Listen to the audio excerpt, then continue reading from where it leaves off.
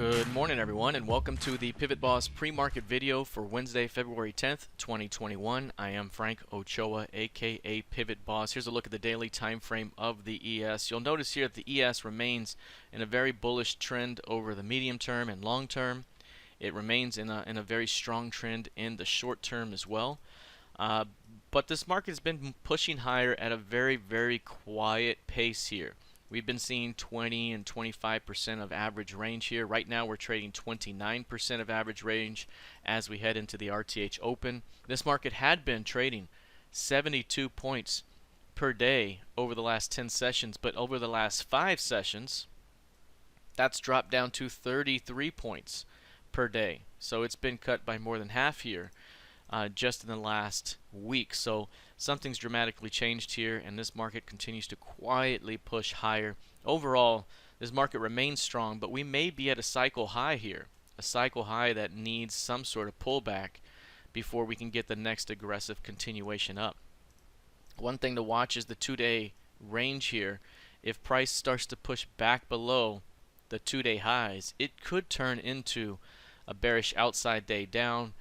That leads to a bit of selling pressure. Something like back here, we have a narrow 2-day range. It fails up here, so it leads to a violent pullback followed by new highs up ahead. Right now, nothing really suggests that we will see that type of selling pressure, but it's something to watch out for. And even if we do see some sort of pullback, say inside the Pima trigger zone, again, it's an opportunity for bulls to defend and return prices to new highs until proven otherwise. This market remains very strong right now on the whole, but right now the volatility has dropped tremendously. I mean, trading 20-25% of ADR, not typically what you see even in a quiet market. Normally in a quiet market you may be 45, 50 or 65% of ADR. This is much different than that. So overall, still quietly trending up. Pullbacks are still to be defended. Continue to watch the 2-day highs for signs of some sort of rejection here, but overall this market remains strong until proven otherwise. Here's a look at the NQ now. The NQ is also trading 29% of average range right now. Again, this one was trading 311 points on a 10-day basis, and right now over the last 5 days we're at 147 points. So again, it's cut in half. The volatility has been cut in half from what we had seen. So very quiet overall with an uptrending market here. Again, 2-day high is going to be important, because if you start to fall back below the previous highs here, it could open up some weakness, the degree of which is left to be seen. Overall, if we were to pull back again, even as deep as the FOMC key level below here at 13,267, it could still be a buying opportunity for a continuation higher. So this market remains strong, continues to push higher, but the volatility has been cut in half, and that could again be an early indication that this market may be losing some steam up here and may need some sort of pullback in order to bring in some responsive buyers to push this thing to new highs. Alright, let's take a look here at crude oil. Crude oil also trading in a narrow range today. This one 46% of ADR.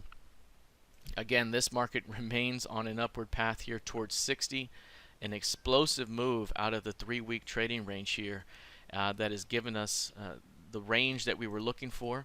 And now we have the overhead resistance coming into play here, or at least that $60 level that could be in play very soon. Again, like the other markets here, if this were to pull back even deeply, say 56, 55 half, it could still be a buying opportunity for a continuation higher. At some point, this market may see a pullback that leads to some sort of range-bound action followed by a continuation higher as this market continues to make its move towards 65, which is the medium-term resistance up above.